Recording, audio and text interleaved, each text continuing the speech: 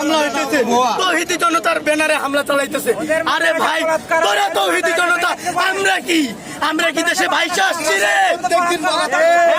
তোরাও হাবিরা বলৎকার বলৎকার বলৎকার, আমাদের সুন্নিয়তে একবারও বলৎকারের প্রমাণ তোরা দেখাইতে পারবি না। আর তোদের ওহাবি মাদ্রাসায় ছাত্র পর্যন্ত নিরাপদ না।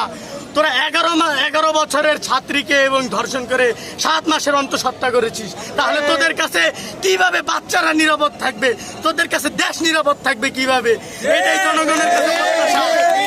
এটাই জনগণের কাছে বলতে চাই, যদি মাজার রক্ষা করতে চান আপনারা মাজারগুলোকে পাহারা দেন, সবাই ঐক্যবদ্ধ হন, সবাই কেউ আত্রসী হন, কেউ মিরপুর সাহালি হন, কেউ গুলাব শাহ হন, কেউ হায়দারি হন, যে ভিন্ন ধর্মের হন, যে মাজারে পীর সাহেবেরই হন, সবাই এক হন।